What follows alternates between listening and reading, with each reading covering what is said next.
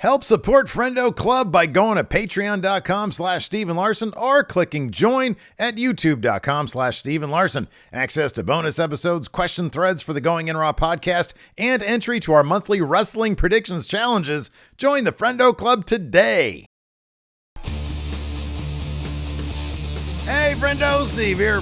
Hey, Larson. Welcome back to Going In Raw, the only pro wrestling podcast you need to be listening to. On today's episode, we're talking last night's AEW Dynamite on the road. Now, that's the second to last stop, I guess, in terms of Dynamites, to AEW Revolution. That's correct. Kind of an interesting episode. I guess it's been reported that a lot of people that were supposed to be there weren't there.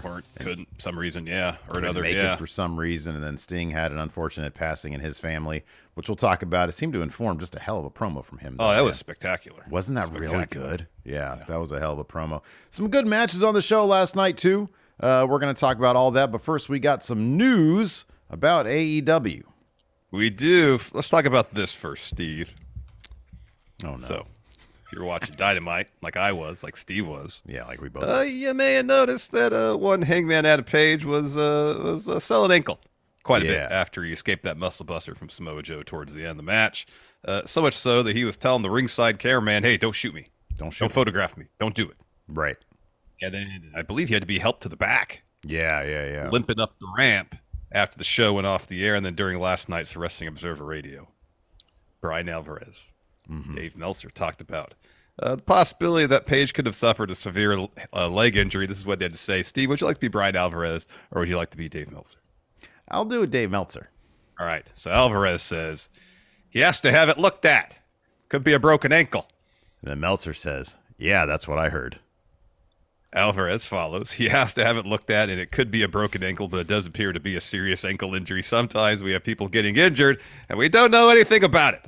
They don't say anything, but this guy is fighting for the world title a little over a week. So if he's got a broken ankle, I think we're going to hear about it real quick because they're going to have to come up with something. They'll have to say something. It'll be on Saturday's show one way or the other if they don't announce something even sooner. But I think on Saturday's show, they'll have to address it if they think that he can't go. So he heard, Dave Meltzer says on Wrestling Observer Radio that he heard that it's a serious ankle injury. Could be a broken ankle. Could be a broken ankle. That being said, you know, a lot of Hangman Adam Page fans, me including, might be worried about that. We can rest easy because Fightful Select reports that Page's injury was all part of a work, and he was fine backstage. One talent told Fightful, yeah, he's okay. He's just really good at his job. I just realized the typo I made here is all part of an ankle. Dud. Rather than angle. All part of an angle. Way to roll with it. Way to roll with it, huh? Yeah. Bro, I was sorry. This is neither here nor there. We're going to get to this snafu here in a second. I was watching a video about I got a pair of LeBron 9s ages ago, the LeBron or Palmer ones. Yeah, the ones that kind of got like the Hawaiian print on it. They're a half a size too small for me. I gotta unload these things, man. But I was like, okay, can I wear these out on the court, see how they do? And the guy, he's one of them. Hey, welcome to Sneaker World. What's going on? Hey, like and subscribe. They got these great supports on it. But while I was doing my review for the previous LeBron 9s, I rolled my ankle. That being said, when you did, I was like, whoa, stop! You rolled your ankle? No, I watching sneaker reviews, I've seen people talk about stuff about how they rolled their ankle, broke their ankle, and it's so there was no okay, stop, guys. I rolled my ankle. It was messed up. He just completely added it to the flow of the show, and it's like, what'd you just say? Anyways, sorry. So I don't know who Dave Meltzer might have heard this from, but look, man, I've said this before. I'll say it again because we get people in our comments, Larson, sometimes saying, I wish you guys wouldn't use Dave Meltzer as a source. When Dave Meltzer says something, when he reports on something, when he says that's what I heard, people pay attention to it. And one of our things here as a couple of fans who like hearing the backstage stuff, we absorb this information and then we try to figure out, okay, is this right? Is this wrong? Well, here's Does another this thing, line too. up? Does it make sense? Here's another thing, too. If you're on social media, if you're on Twitter and you're going through, and I saw a lot of people talking about what Dave had to say about it. Yeah. And, Fightful's very good about when they have a story on Select, promoting that story and getting word out there about said story. But, if you don't come across that, you might just see the Meltzer stuff. Or, and this is true for any source that like in this case, seemingly Dave and Alvarez got this wrong. Mm-hmm. Yeah. Where if there's a story that is getting out there, and there's information out there that contradicts it, it's good to get the full picture as opposed to just getting part of it.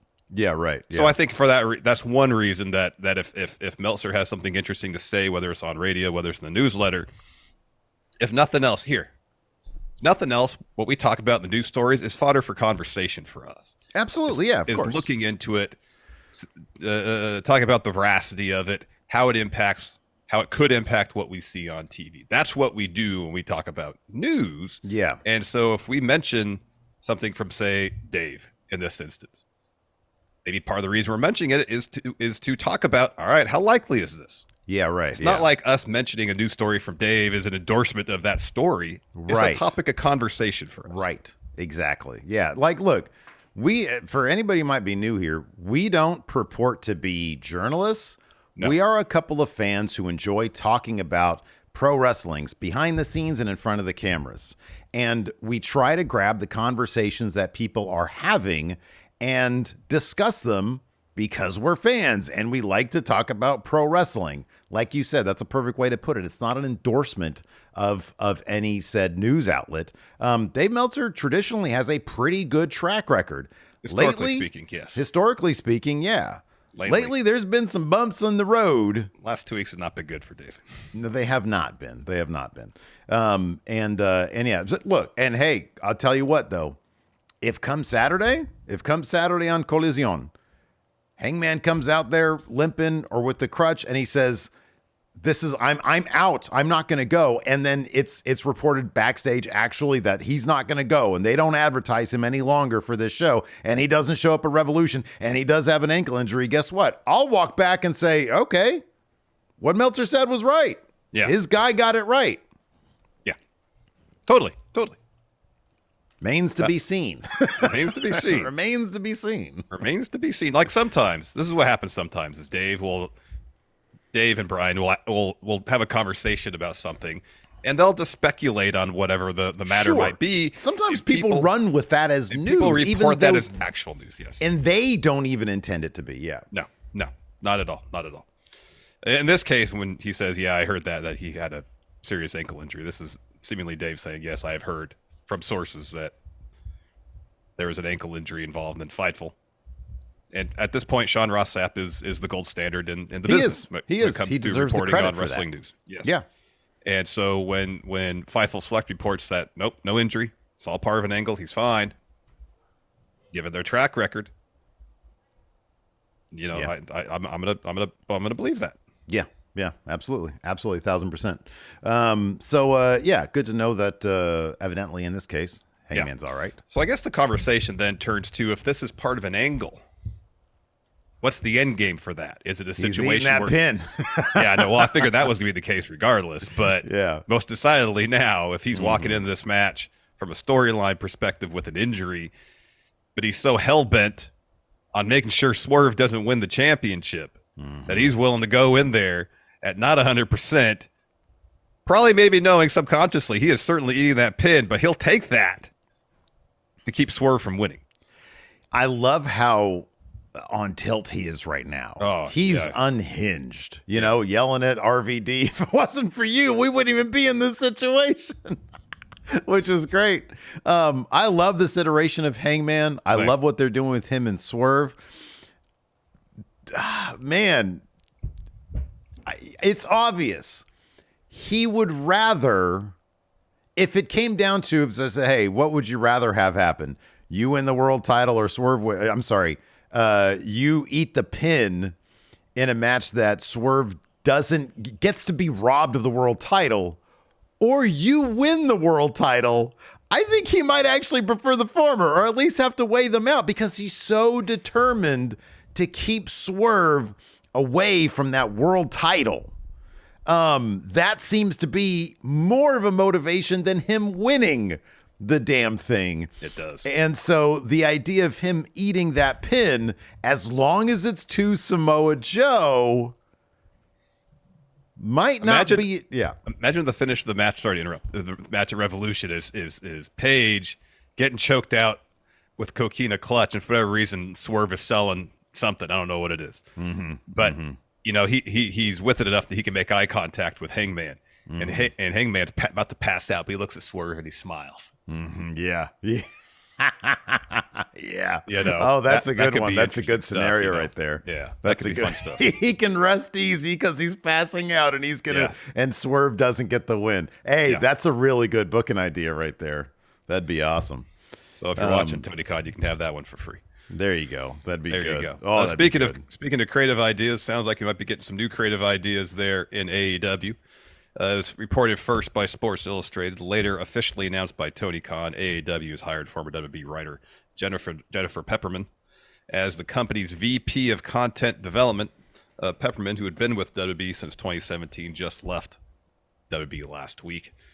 On most recent Wrestling Observer Radio, Meltzer talked about Pepperman's hire by AEW, saying, quote, "Well, when she quit last week, I was actually told by WWE that they expected that she would be at AEW very soon." I think it's transcripted from WrestlingNews.co. Because of her connection with Mercedes, as Mercedes is a personal writer as Brian Gewirtz is to Dwayne Johnson. Yeah, I know. It's a weird phrasing. It's a weird, I get the analogy Dave's making there, but it's kind of an oddly worded sentence. As Mercedes is a personal writer, as Brian Gewirtz is to Dwayne Johnson. So she got a job as vice president and creative. She's going to be a part of the creative team, and we'll see. Yeah. Look, if, assuming all that is, she did get her own all elite graphic. So, that part has been totally confirmed. And I guess, it would make some amount of sense in this case that if she was indeed sort of the writer for Mercedes. You have to think then that there is going to be a concerted effort to feature Mercedes Moné, which would place a heavier emphasis on the women's division in total. You would think. You'd like to think. You would hope. You're not going to replace everything else that's going on. No, you wouldn't. You would hope not. That'd be the hope, that if now that Mercedes coming in seemingly at big business, coming up here in about 2 weeks' time, and as part of negotiating her deal, she managed to seemingly get her own writer. And if she has that level, if Mercedes has that level of sway already, hopefully that's used to benefit the women's division as a whole, as we saw in WWE. One of the reasons reportedly that she was upset and walked out was with how the women's tag division was being booked. Yeah, it wasn't necessarily how she was being booked; it was about how the division was being booked. The titles were, it was a very thrown together. The titles division. were kind of booked as like an afterthought. They were, totally. And her and Naomi took issue with that, stood up for themselves, and stood up for the division. Yeah. So the hope is, yes, she's coming in. You remember when Paige came to AEW, Saraya, and said, "I'm here, and we're going to change things for the better," and it was mostly the same. Yeah, man. She had this whole big promo, and we had said what we're saying now. We'll see. Hopefully, I hope she's right. Hopefully that'll be true. And it just didn't. You look at it now. She's actually doing some fun stuff on Rampage with what's her name, Harley. But there hasn't been really. Look, we did get 2 women's matches on Dynamite last night. They have actually been. It's sort of like the gimmick is, whatever you can do, Tony, I can do better. And so there's a motivation for having those matches back to back. I hope that once that idea runs its course post-Revolution, that they continue with that amount of time and coverage given to their division, because they've got a lot of good stuff going on. And maybe Mercedes will help kickstart that. I'll be, anything that keeps your product fresh and warms it up a little bit, because it's a little bit on the cold side right now. Let's pivot really quick in terms of cold to Wardlow. What do you think of his promo last night? It's designed to get him sort of kickstarted, I think, because after the Adam Cole injury, and I think what looked like to be big plans with him in the Undisputed Kingdom, that sort of stalled out a little bit. He's doing the same thing over and over again, just powerbombing the crap out of people. And now he's delivering this promo. They want to get him into a world title situation. What did you think of his promo in terms of getting him there? So I thought it was a good job of really towing the line between regular Wardlow voice, which we've seen. And I'm not necessarily talking about it completely in terms of the timbre of his voice. Yeah, sure. In terms of speaking from him from a genuine, from a genuine point of view. Yeah. Versus pro wrestling voice Wardlow, which has been kind of the predominant presentation we've seen of Wardlow, and it just hasn't necessarily worked. I don't feel like there was that one promo where he seemingly spoke mostly in his usual everyday talking voice. That sit-down interview he had with JR, that was 95% of it pretty darn good until the end when he turned on pro wrestler voice. You're like, let me tell you something, brother. That was unnecessary. So this seemed, in terms of in-ring promo, it's probably the best one he's done so far. Yeah. He was most confident. Yeah. It seemed confident. It felt genuine. Nothing about it was stilted or forced. Yeah. He seemed comfortable. He did, which goes a long ways. No, I thought it was a good showcase for kind of his mission statement going forward, what he's hoping to accomplish. I know a lot of people are talking about the references to CM Punk in there. Yeah. I know CM Punk won that match against Wardlow, but Wardlow powerbombed him like 8 times. Yeah, right. It was the Diesel Bret Hart thing. The roll up thing, from years ago. He talked about beating MJF. He talked about choking out Samoa Joe when they were feuding over the TNT title. In terms of him laying out his case of why he should be in world title contention, I thought he did a solid job of that. Yeah, same. I agree. I thought it was a good moment for Wardlow. Maybe it was the backward hat that made him more confident in the ring. Sometimes it's a small thing, man. Well, it's like the classic approach to acting is you dress as the character. Oh, yeah, sure. And that informs who the character is.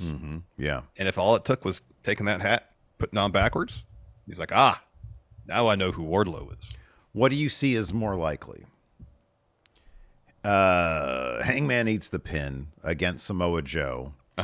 And to extend Samoa Joe's reign out a little bit more, put Swerve on pause. Maybe he continues a thing with Hangman. Oh, definitely. That's definitely happening. So in the meantime, Wardlow takes an L to Samoa Joe? Or do you see this as he's got a more certain path, or a more focused path, I should say, because Wardlow ain't going to be the next guy, and the next guy is going to have that title for probably a little while, maybe even till, let's say Swerve wins it at Hell. Let's do this. Let's say, so here's the thing. Big business is coming up. There's going to be a title match there. Is that going to be Wardlow Samoa Joe? I don't know if there's going to be a title match there because it's like a week after the pay-per-view. I don't think it's a certainty there's going to be a title match there.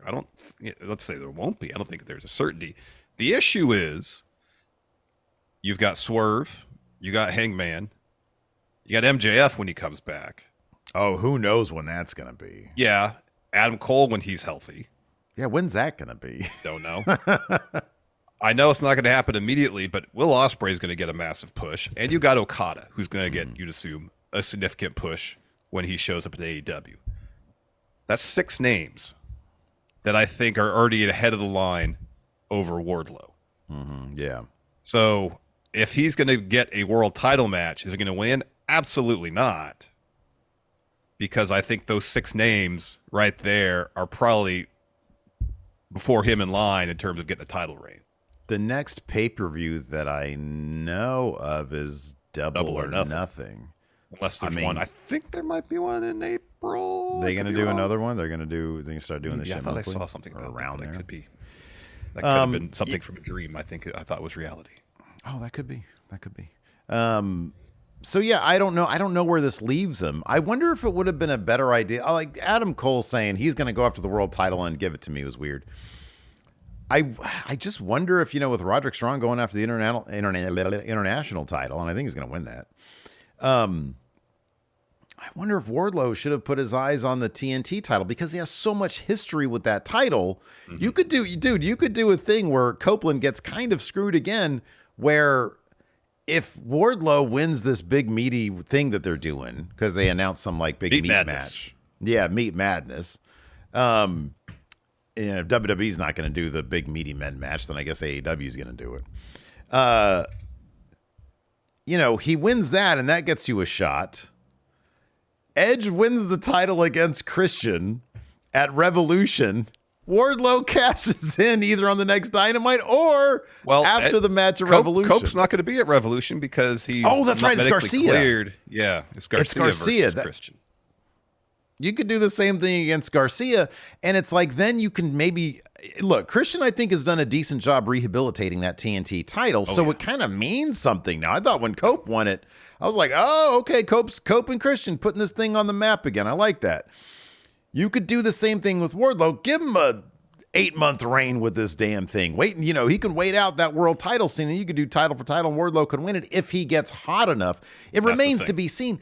But that's the thing, though. It's like you immediately put him on this world title push, and he's got to have some decent sized distraction from it to take him off that path, because the only other path is eating a loss to, one of the 6 dudes you talked about, to Samoa Joe or one of them other dudes who, are probably next in line for that world title. So, I like the idea that, okay, let's get him focused again. I don't know that focusing on something that just isn't going to happen is the way to go. Not anytime soon anyways. I don't see it happening for him within the next 18 months. No, I don't either. If he gets really hot, but you got to do that through some other feuds and maybe a different title. You got to do that with telling some interesting stories with him. Yeah. Which to this point, he's had one interesting story, and it was his tie. That was a really good one, the MJF one. Yep. That was a hell of a story right there. It was. It really was. He had such weight to his character. I know. There was so much internalized. And I'd like to see him reach that level of, being an interesting character again. Definitely. And hopefully this promo will lead to that. But there was such confidence about his character back then. I thought there was during his promo too. I thought there was too, but you've got that like, oh man, I'm really pissed on, I'm bitter promo thing. You got to be careful with that too. I thought it was a well-delivered promo. Yeah. You got to act on that, and beating Seidel a bunch of Matt Seidels a bunch of times. That ain't going to be the thing. He's got to beat some meaty names. Well, if he beat Matt Seidel and 15 clones of Matt Seidel, that'd be pretty fascinating. All at the same time? Yeah, all at the same time. Yeah, I'd love to see that. That'd be cool. But then is it like, 14 clones of like Brian Cage, a guy who's like a bit more powered up? Well, I guess that's the next step. Yeah, okay. And then, 13 clones of, like Lance Archer. Yeah. Yeah. Them big dudes who eat them jobs, man. You think one Lance Archer would be enough to be a champion? You think 13 would be a certainty? No, they all lose. There really should be a title, like a, beat a bunch of clones title. There should be. Yeah, man. Anyways, before we continue on with our recap, let's go ahead and pay some bills, Larson. Let's do it. This episode of Going in Raw is sponsored by BetterHelp. Steve? Yeah. I'm sure there are a lot of people who might think that relationships need to be easy to be right. Mm-hmm. But some of the best relationships are those where both parties put in the work to make them great. I know that some of my most important relationships were strained back in my mid-20s, and I was dealing with severe anxiety. Therapy allowed me to learn the skills I needed to better cope with my anxiety. It helped me face the challenge of mending those relationships. That's right. And therapy can be a place to work through the challenges you may face in any of your relationships, be it friends, work, your significant other, anyone. And if you're thinking about starting therapy, give BetterHelp a try. BetterHelp is completely online and designed to be convenient, flexible, and suited for your schedule. All you got to do to get started is fill out a brief questionnaire to get matched with a licensed therapist. Then you can switch therapists at any time for no additional charge. Become your own soulmate, whether you're looking for one or not. Visit betterhelp.com/raw today to get 10% off your first month. That's BetterHelp, HELP.com/raw. So, Dynamite started out with the Black. Oh, here, let's talk about something else real quick. Okay. There's a couple things that I think are worth discussing here before we get into the segment by segment breakdown. Sure. Let's talk about Sting's promo. Oh my gosh, it was so good. Because I watched it. So I started watching it the East Coast feed a little early to try to get a head start on it, so I wasn't up super late last night. We get to bed at a decent hour. And so when the introduction of it with Darby saying, "Hey, we've been looking through old pictures," kind of reminiscing on the road to Sting's retirement.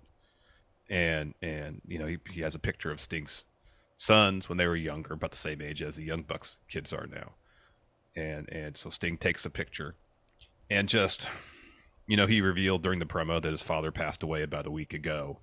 Yeah. And you could hear and feel the emotion in Sting's voice, not just as it relates to his father's passing, but how Revolution is the culmination of his entire career.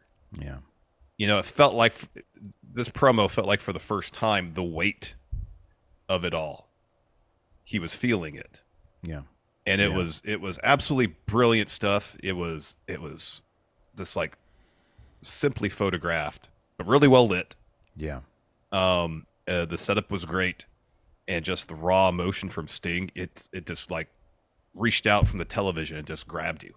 It was so good. His voice was different. It was much more genuine. Sting talking much quieter. Yeah. God bless him. He really has turned. This run of his in AEW for now 3 years. The one word that I can really use to describe it is fun. It's clear that Sting is having the time of his life.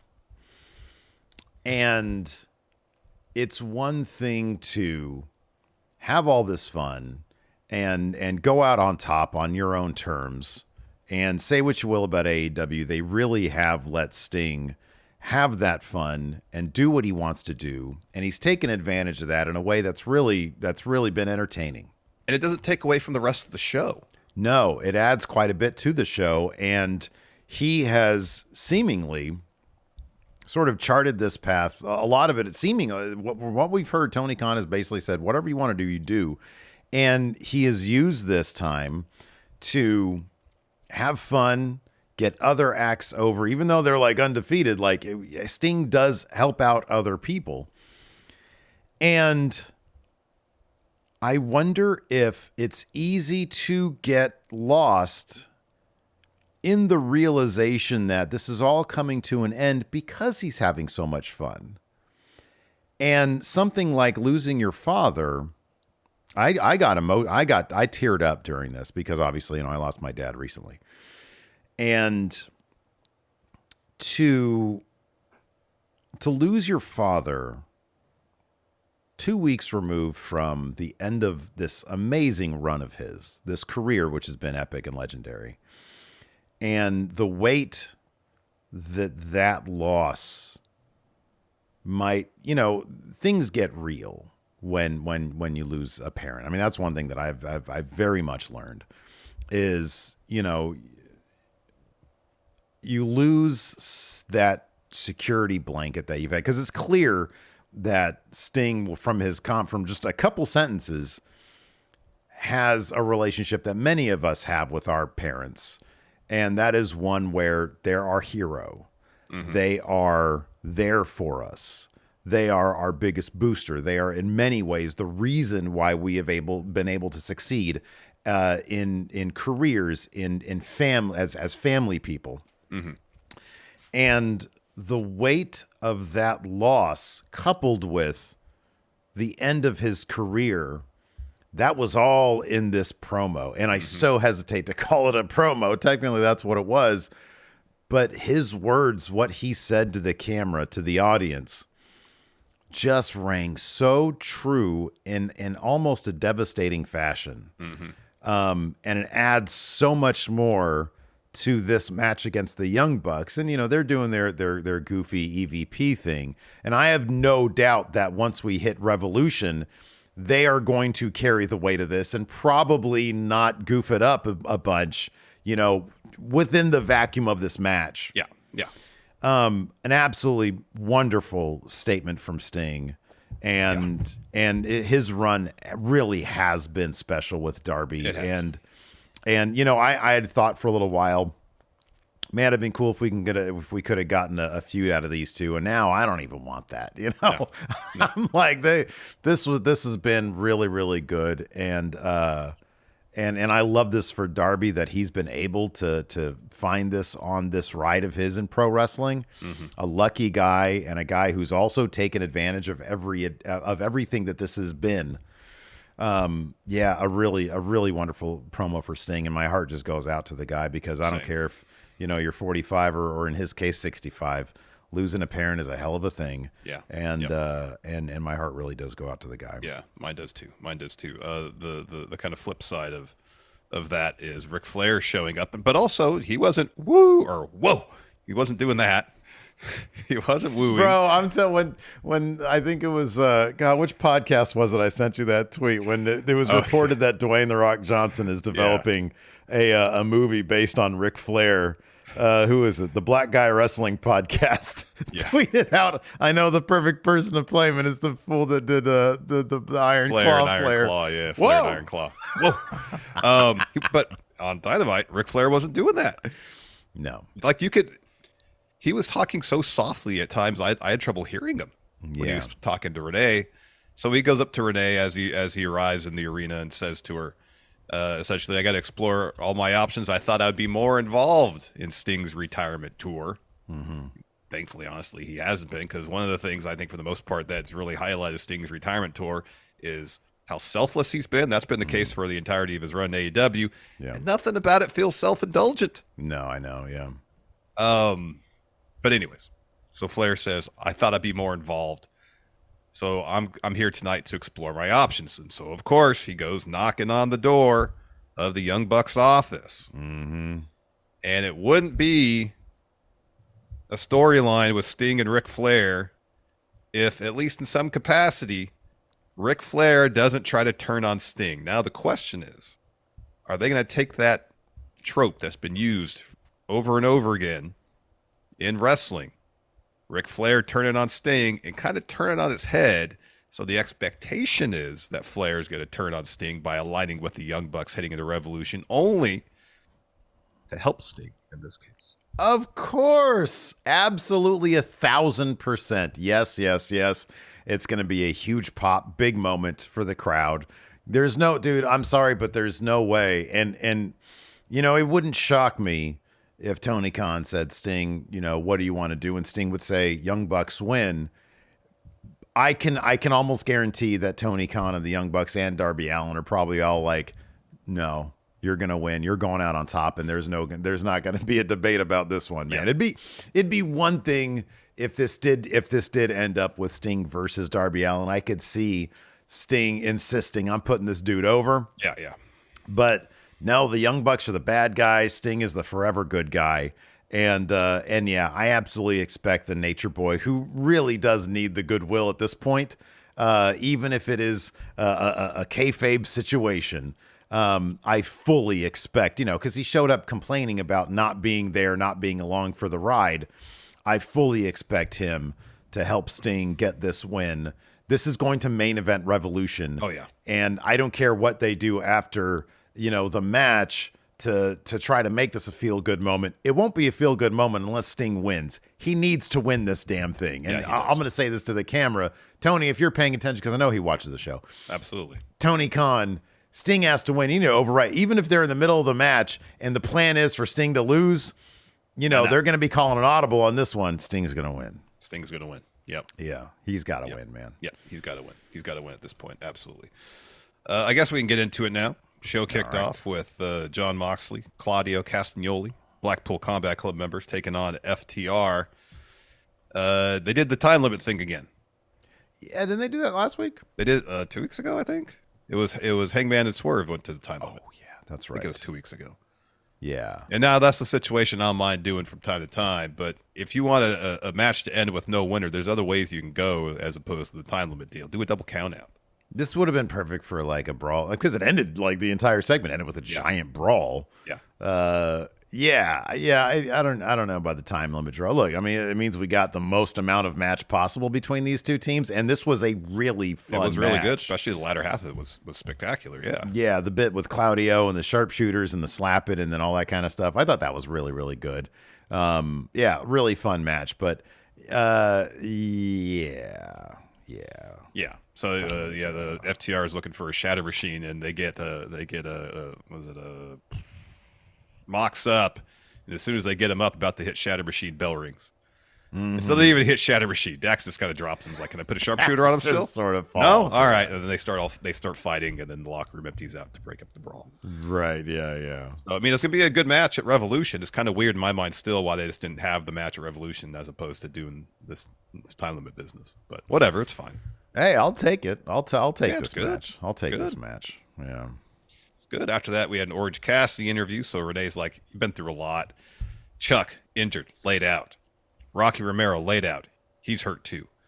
Trent, he got laid out. Was it last week? Then Orange, you went to England. He was at the Rev Pro show. Yeah. Had his title there. He went to Tony Khan. I went with Tony Khan there to do some press as well. And you've even got a title defense against Roderick Strong on Revolution. Are you even cleared to compete? And Orange is there, and so is the doctor. And Orange says, "Well, I mean, that's why I'm standing in the hallway. Doc's going to let me know." And so the doctor says to Renee that Orange has met minimum medical clearance. So Renee's like, "You telling me he's barely cleared to compete?" And Orange says, "Well, if I'm cleared, I'm good to go. I'm going to compete." Yeah. Minimum medical clearance in AEW. Yeah, I know. Something tells me they should have programmed the show slightly differently, because after all that, then they showed a recap of all of Orange Cassidy's adventures over the United Kingdom. Like, don't you show that first and then do the interview afterwards? Yeah. No, that's a really good point. It's like, hey, as we've just seen, it's a that perfect introduction into the interview. Yeah. So we have an FTR interview. They're just sort of like backstage and sort of the, I don't know, loading dock or whatever it is. And Marvez is like, with FTR. And Dax is like, and Marvez says, "FTR, if you had 10 more seconds, you're going to win." And Dax is like, "Hey, here's the thing, man. We came to kick their ass. That's what came here to do, because they say they run this place. They think everybody should bow down to them. We don't bow down to anybody, except for CM Punk and Bret Hart. So what I suggest, Revolution's coming up. We don't have a match. They don't have a match. I say Revolution." And then Blackpool Combat Club shows up, and then they're all like, rah, rah, rah, rah, rah, rah, rah. So yes, argue a bunch. And the rest it's going to be a hell of a good match, though. It's going to be a really good match. It's going to be really good. It is going to be really good. Then we got Orange Cassidy versus Mike Bennett. This was a fun bout. The idea is that the Kingdom, Taven and Bennett, are content to focus on softening up Orange Cassidy for Roderick Strong as opposed to necessarily beating him. That's what Taven said after the death match. And he had a backstage promo that was actually pretty good. Yeah. And commentary was talking about that during this match. So Bennett was just doing a bunch of suplexes. Eventually the match goes to the outside. They get back in the ring. Roddy comes down to distract the ref. That allows Bennett to punch Orange Cassidy right in the front area. Yeah. And then where am I on here? That's my favorite version of a low blow, by the way. Oh, it's somebody just loads right up. Just a punch. Whoop-ah. So the finish saw Orange duck a clothesline. He hits the super kick. Bennett responds with a couple of huge forearms, and then Orange just hits a beach break to get the win. After the match ends, Taven comes out, attacks Orange. Roderick Strong follows pretty closely behind him, hits him with the jumping knee. And they got a couple chairs, and then Jake Hager, who I think is scheduled for a match against Strong on Rampage. Yeah, Roddy on Rampage, runs out to make the save. So they're in Oklahoma. He's from Oklahoma, I guess. Yeah. He's going to lose to Roddy on Rampage, though.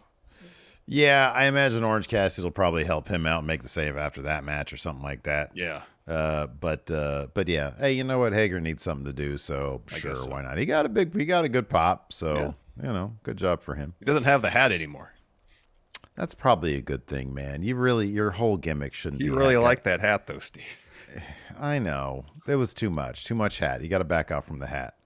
I don't know why I was just thinking about this, but did you read today that Bobby Roode technically is cleared to wrestle now? Yeah. And he's like, I don't want to do that anymore. Man, he could have been huge. He could have been massive. You had NXT, Bob Roode, and main roster. I know. Anyways. Incredible. Apparently he's doing a great job as producer. That's great. Yeah. That's awesome. That's good to hear. Angelo Parker had an interview.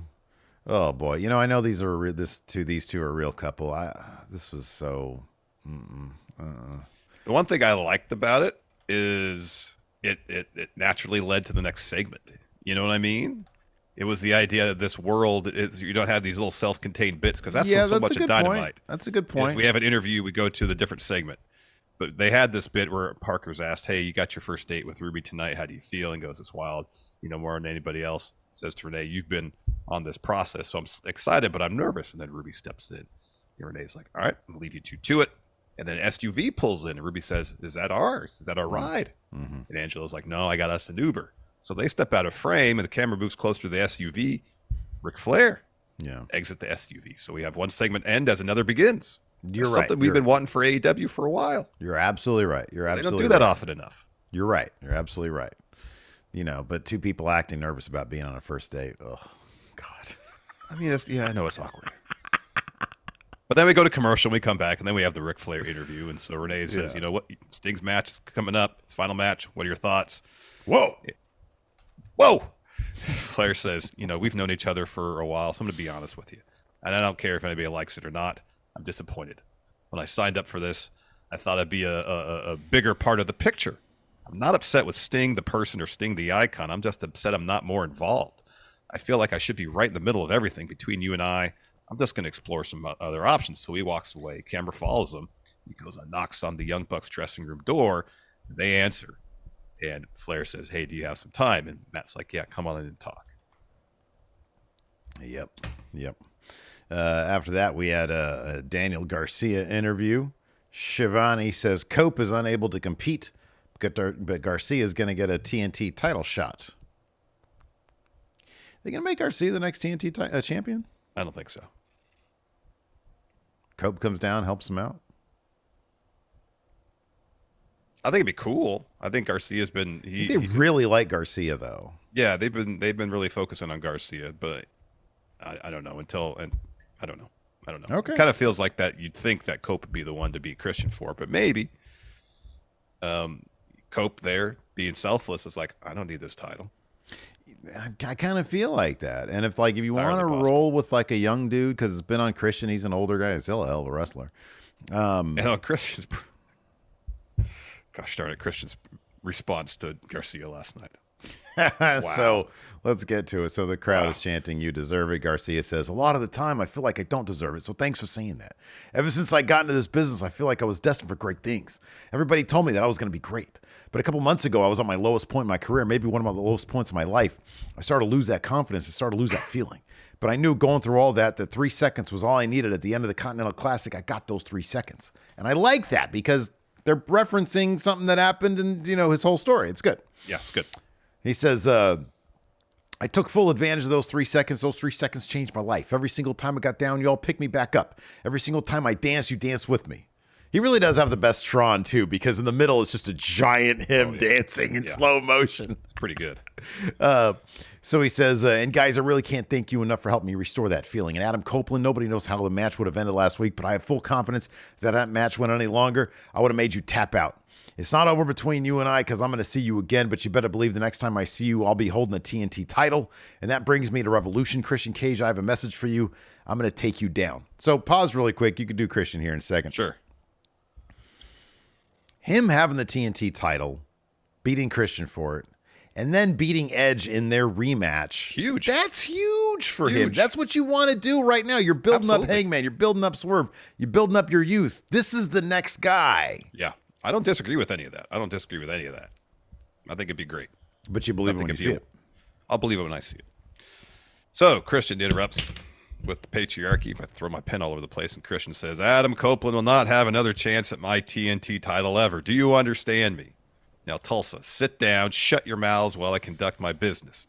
Now, Daniel, what happened to you last week was just a byproduct of you being in the ring with Adam Copeland, but it worked out pretty well for you because now you stand there as the number one contender for my TNT title at Revolution.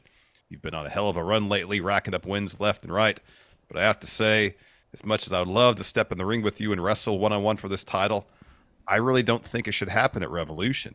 It's not that I don't think you're worthy, Daniel. It's that I don't think you're ready. Now, the other thing I need to tell you is that you're easily distracted. Don't get me wrong, as much as the next person, I like your dance moves and your gyrations just fine, but they're distractions, aren't they? You want to make these people smile. You want to make these people entertain. You just want to make these people go home and say, that Daniel Garcia was great, wasn't he? I just want to leave the arena every single night as the most dominant TNT champion of all time. But we both know why you're the way you are, Daniel. I know something these people don't know. But you had a pretty dark childhood, didn't you, Daniel? You didn't have so many happy memories, did you? Hey, I have a question for you. Do you know a Jackie Garcia who lives at 2 Baker Court in Buffalo, New York? Oh, can you confirm to me that Jackie was married to David Garcia? I understand that David Garcia was your father, and your father is dead. There's a lot of dead dads in TNT, aren't there? Yeah. I mean, in AEW. Yeah. I mean, it's consistent with Christian. Someone's got a father who's passed away. He makes a point of it, you know? Yeah, but it's like everybody he faces. Like, do they just choose people? Okay, who here has a dead dad? Raise your hand. That could be. Christian. So he continues, now wouldn't it be a wonderful fairy tale ending for you to walk out of Revolution with a TNT title, raise it above your head in memory of your late great father? But let's be honest, Daniel. You know as well as I do, your father wasn't so great, was he? Your father was actually a piece of crap. Your father was a loser alcoholic that lost his life to the bottle. Unlike him, I don't want to hurt you. I want to help you. Unlike him, I want to make sure you realize your full potential. At Revolution, Daniel, I don't want to be your opponent. I want to be your father. Oh, my goodness gracious. So Garcia responds, Christian, if you ever open your mouth about my mother in your life again, you're not going to like what happens. Since you want to talk about dead relatives so much, since you know so much about my dead father, how about you come down to the ring and I'll put you in the ground right next to him. So he throws the mic down, takes his jacket off. Christian sends Nick Wayne to the ring. Garcia takes him down, puts him in a dragon tamer. Christian sends Luchasaurus to the ring, but Daddy Magic rushes in and blasts him with a chair and slides another into the ring to Garcia. Another reason why he could win at Revolution? Mid-titles. If Roderick Strong beats Orange Cassidy, then you got a heel, and then you want to have the other mid-card title be babyface. With a face. The babyface. Babyface. It was a good segment for Garcia. It was really good. It was really good. Yeah. After that, we had a Hangman Page, Rob Van Dam Hook interview. So Renee asked Page, you know how you feeling ahead of tonight's match? And he says, tonight is a night of opportunity. Opportunities for all three of us. Opportunity for you, Hook, to avenge your loss to Samoa Joe. An opportunity for you, Rob, to redeem yourself after you lost to Swerve Strickland in a hardcore match. And if you'd only beat him, we wouldn't be here in the first place. But that's not the point. Then RVD interjects and goes, I'm not happy anyways. And for the record, was Nana even there? I heard he'd have something I'd be interested in. So Page responds, hey, this is serious shit. We have a chance tonight before Revolution to hurt Swerve Strickland, and that's what we're going to do. That's our plan. Stick to it. You both owe me. And he storms off. I love this version of Hangman. Hangman. Great. He really is. After that, we had Tony Storm versus Cindy Winnell. Winnell, I believe they said. I like this match because Tony, I always love when Tony hits a Thez press. Love the Thez press. The running Thez press, no less, yes. Yeah. She ends up getting the win here, though. She hits a Storm Zero, locks on an ankle lock. She lets go, then locks on Venus de Milo. And then that's Deanna Prazo's finisher. I know, exactly. Then Deanna comes down. Tony's about to make her exit. They meet on the ramp. They have a stare down, and they do that great half color, half black and white deal. Yeah. Looks really great. And then Deanna has a match against Madison Rayne. There was a scary moment here. Looks like there was a bit of miscommunication and led to Madison Rayne getting dumped on her head. Yeah. She was okay. They kind of wrapped up the match right after that, though. Madison Rayne ended up tapping out to the ankle lock. And then Tony runs back to the ring, swings at Deanna with her shoe. Deanna hits her with a pump kick.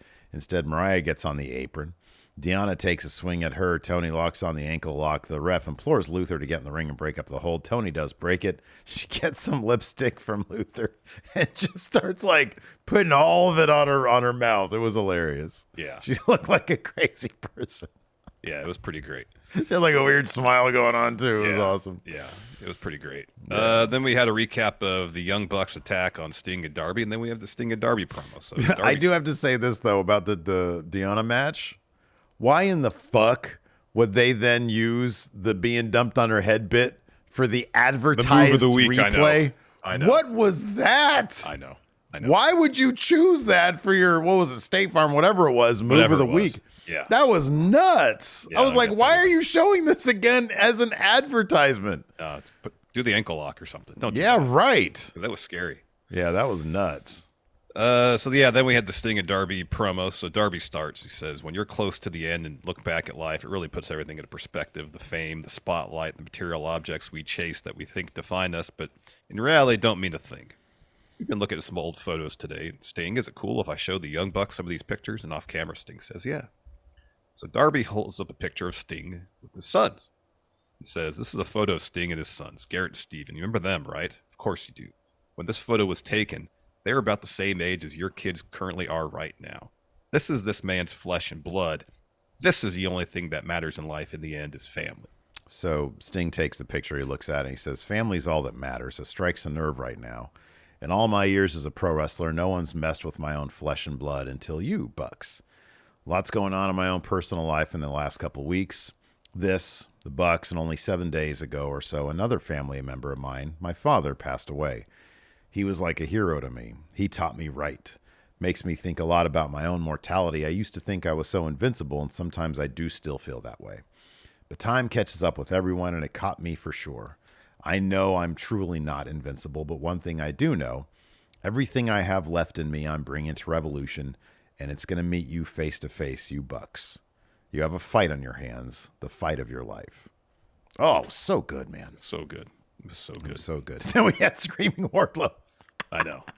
Get out of my ring before I knock you on your ass again, he says to Shivani. I'm pissed off.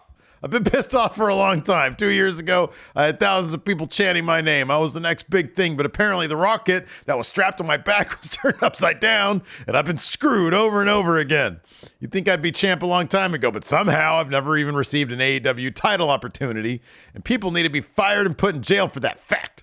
Let's look at some of the people who have held it, because there's been a lot of men running around here claiming to be the best, to be better. There's kings, there's gods. So what does that make me? Because the best in the world, the real heavyweight champion, I beat his ass like nobody has in his career. His body's still falling apart because of me, which brings me to our former champ, the guy who's better than us, and we know it.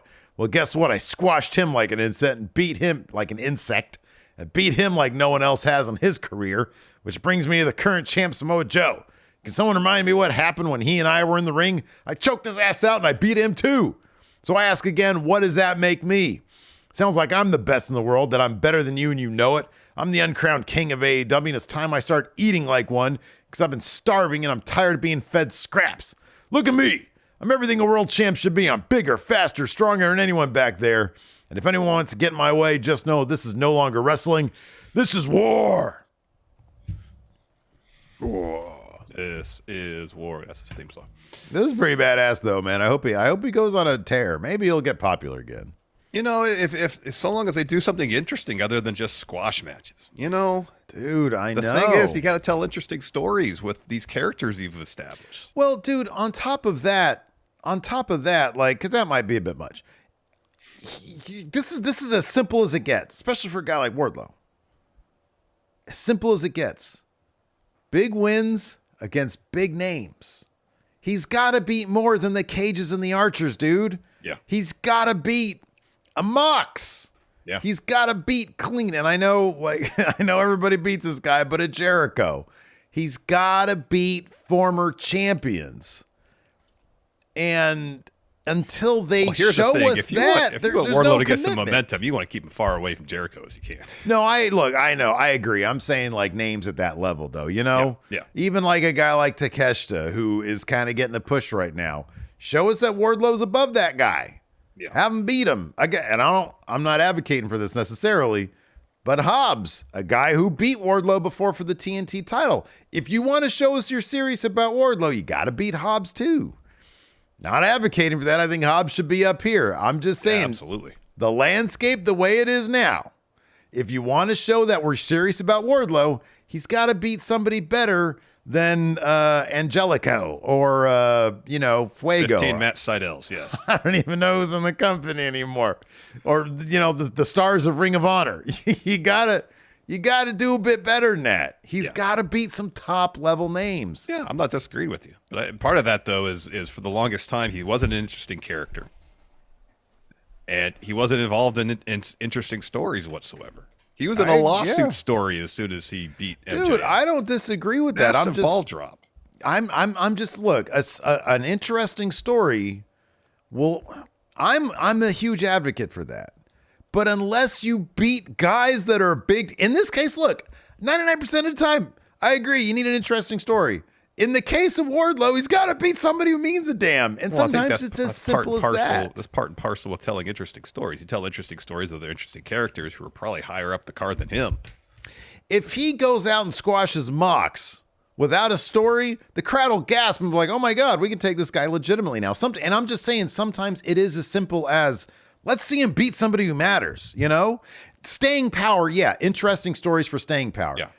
But you got to have him beat somebody who matters. Because up until now, he ain't beat nobody that matters for the past year anyways. Yeah. Then we had a Bang Bang Scissor Gang promo. So Billy apologizes for knocking Jay off the apron. I guess that must happen on Rampage. And the Guns were like, "What, you gonna apologize for using our finisher?" And he's like, "No, I'm your dad. I'm your dad." But he says, "I feel like I could be a Collision Cowboy. Maybe get together and do like we did back in the old days."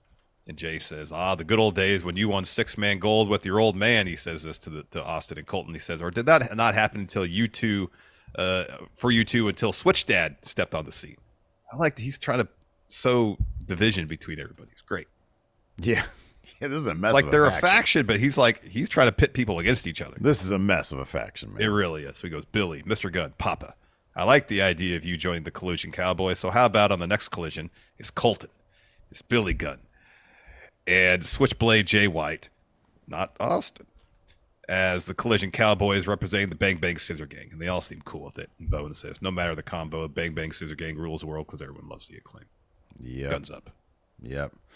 And then we had Callis family interview. I mean, he announced there's going to be a Meat Madness match. I don't know what that entails, but I'm intrigued. Yeah. I assume it's just like a bunch of big dudes. Has Takeshita always been this fucking loked? You see the size of his arms? Yeah, dude, he's huge. He's been huge for a while. He's a big dude. My goodness. He's like 6'2" or 6'3". Yeah. Man. Anyways. He's jacked, yeah. So Renee asked Renee asked how Takeshita versus Ospreay is going to help the Callis family. Good question, because I want to know too. It's not, because Ospreay is going to leave the Callis family after this match. Yeah. Dawn answers, though. Put a lot of thought into it. It's going to help us big time. Why? Because win or lose, the two best rope-to-rope wrestlers in the world, Ospreay and Takeshita, are still going to be a part of the Callis family. That is such a non-answer. It's sowing the seeds for Ospreay to leave, because that's his expectations. Yeah. He says, we just saw Ospreay have a great farewell to the UK. Tony Khan was even there cheering him on. There was a thought that Will was going to be on the flight with Tony Khan on his way back to the USA, but he did not. Why? Because I'm on my way with the Callis family jet to pick Will Ospreay up in the UK and bring him back here for the match, and I'm very excited about that. So I'm so excited. I even got the Meat Madness. Hobbs is the biggest, strongest, most violent man in this company, and he's going to hurt a lot of people in that match. Lastly, the fly in the ointment, Sammy Guevara. I haven't forgot about you, you little cuck. I've heard you're going to be in Tulsa at Rampage, and you and I and the family are going to have a score to settle. I'm going to keep my eye on you. Yeah. Meat Madness. Sure who's going to be in Meat Madness? So on Wikipedia it says Hobbs, it says Wardlow, okay, and then TBD. All right. So who knows? Wonder if it's going to be elimination or just straight up fatal 4-way, 5-way. Should be elimination. It should be like a gauntlet match. You love your gauntlet match. Gauntlet matches are great. You can tell some fun stories. Are we going to do a gauntlet match on the first episode of We Book Raw? We definitely should. All right, fair enough. Then we had our main event, Hook, Rob Van Dam, Hangman Adam Page taking on Swerve Strickland, Brian Cage, and Samoa Joe. I thought Brian Cage was in this match to eat the pin, and I was wrong. Yeah, man. It was RVD who took the L, courtesy of a clutch from Samoa Joe. Of course, Hangman just hell-bent on focusing on Swerve and nobody at Swerve. He had an opportunity. He had a buckshot potentially win the match, and then looks over and sees Swerve on the floor, so he goes up top to try to hit him with a moonsault. That doesn't work out for him. Yeah. He eventually puts Joe back in the ring after Hangman powerbombs Swerve through the announce table. He's looking for a buckshot. Joe ducks that. Joe hits Page with a power slam, gets a 2. Well, an RVD takes out Brian Cage with a plancha to the floor. Joe is looking for a muscle buster on Hangman, but Hangman escapes, and that's when he starts selling ankle. He tags in RVD. Hook then comes to the ring, hits Joe with a Northern Light suplex. RVD goes up top looking for the frog splash. Cage pushes him off. He hits Hook with a discus lariat. And then Joe puts the clutch on RVD, and RVD passes out. That is correct. I unfortunately forgot to put a question thread up on YouTube. Apologies to the YouTube channel members, but we do have one on Patreon. We do. So now we're going to answer. Cruz asks, sorry to interrupt you, Steve. Cruz asks, are AEW doing too many time limit draws in the last 3 weeks? The answer is yes. 2 in the last 3 weeks is too much. Timor says, similar to the split screen effect when Tony and Deanna were facing each other, if you two are facing each other and both halves of the screen had to have a special effect, what would your effects be? What a great question. We just have like those old Snapchat filters or something like that. Oh, yeah, like doggy face? Yeah. Okay, yeah, that's good. So we just be I like going, that. Yeah, that's good. Yeah, that's something good. like that. The sillier, the better. I'll be honest with you. I know Tony Storm has black and white on lock. Give me sepia tone. I want you to think that I'm a photograph between. Yeah, you could do that. That's cool. You're like a 60s, 70s, you know, like I don't know, like a indie movie from like the 60s or 70s. Everybody skip Bleach back then. Or like a Oliver Stone flashback sequence. There we go. Yeah. Yeah, I want you to think that I am some sort of film made between the dawn of cinema and like 1930 or something like that. You should be slightly overcranked too. So you right, move exactly. A little bit faster. Yeah. Oh man, I love to be overcranked. Blake here asks, while AEW has great weekly matches, are they worth it if people keep getting injured because of it? Is that like the situation? Because like Adam Cole just got injured on like a fluke. Yeah, he like jumped running off the down. ramp. Yeah. I mean, MJF was put through the ringer. You can't. I would imagine. Yeah.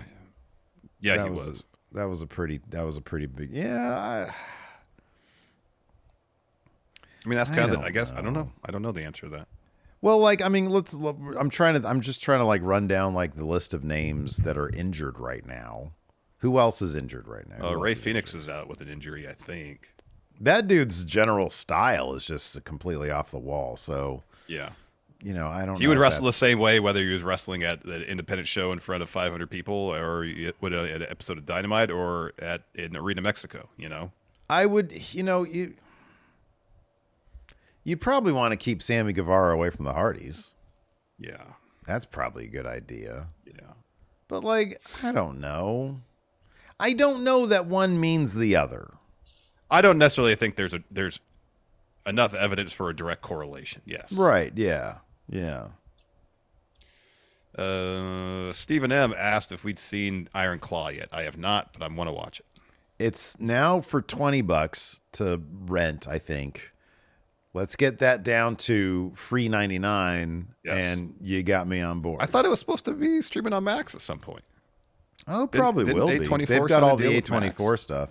But last I checked, it was, I just checked like 2 days ago. I happened to see it on my Chromecast thing. Gotcha. And it said it was $19.99. So, again, once you get that down to 0.00 on Max. Free gratis. Free gratis. I'm cool with that. Dax Harwood from Boston. Says, was the payoff for Adam Cole's double reveal just Roderick Strong fighting Orange Cassidy? No, it was supposed to be him winning the world title. However, the actual payoff we got is, yes, Roderick Strong fighting Orange Cassidy. It is, unfortunately. Alex Foster here asked, if you guys were Von Wagner's young boys like Kyle O'Reilly was, what would you want him to train you for? I really hope Alex Foster has just been binging our old NXT reviews, and he's gotten to that segment. So Vaughn was a collegiate football player, I believe, so he probably knows some good training methods. Okay, yeah. Specifically, like I know how to lift weights. I can do that. Like I think I have a pretty good system for that. I'm talking like agility drills. That's what I need. Okay, all right. Increase my foot speed, so I'm out there on the basketball court. I can run circles around you. Okay. Because most of the time, I feel like I got cement in my shoes. They feel so heavy. Got to get those compression pants, and my lower extremities feel like I'm in my 20s again, man.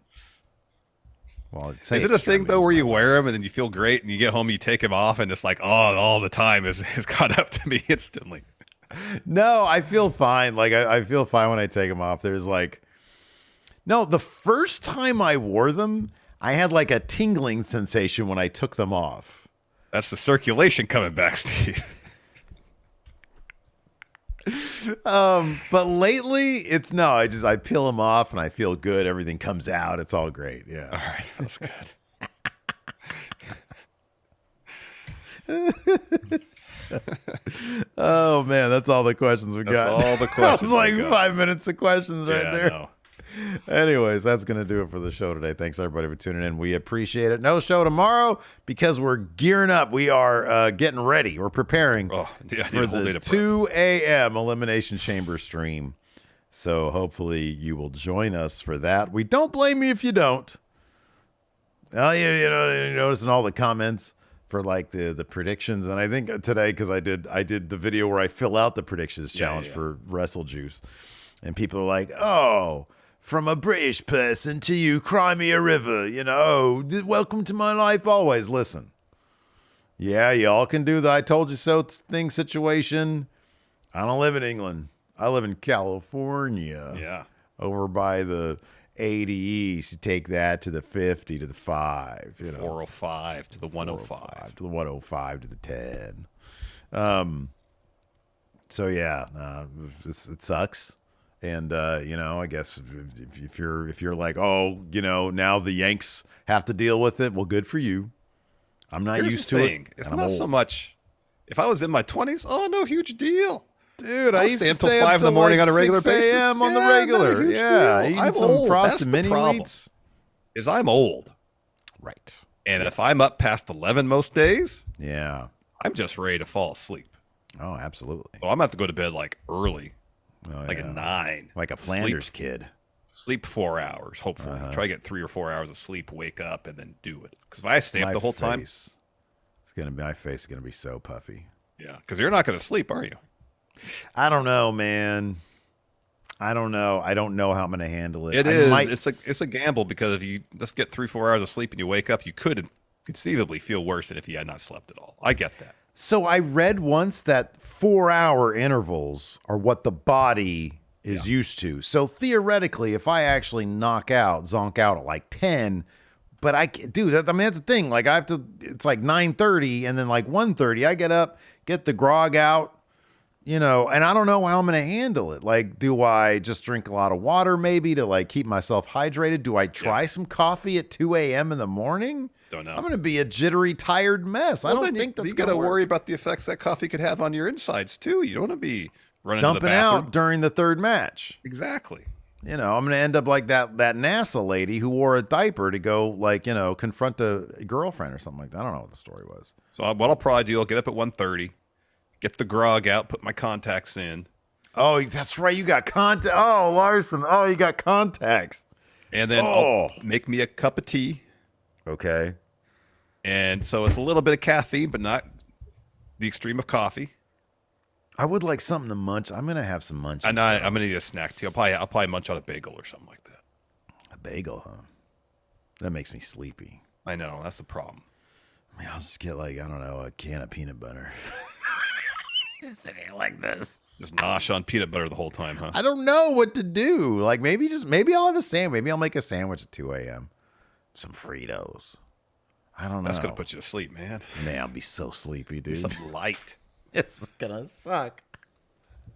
There's 4 matches, maybe a breezy 2.5 hour show. It ain't going to be breezy, man. There's only 4 matches. It's not like these chamber matches or rumbles where they're an hour plus. They're usually about 35 minutes. Listen, can we just agree on this? Can we agree on this? If Tony Khan decides to run Perth, We're not doing that live. That's 6 hours. No, that's too much. I ain't getting up at 2 a.m. and waking and going back to sleep at noon. I'm not doing that. No. All right. I mean, I'll be honest. There's no guarantee I get to go back to sleep Saturday at all. Those 4 hours I get, if I get 4 hours, might be my only 4 hours of sleep for the day. Yeah, I don't know. I don't know how I'm gonna handle that one, man. One thing at a time. Anyways. That's gonna do it for the show. We'll see you guys around. Goodbye.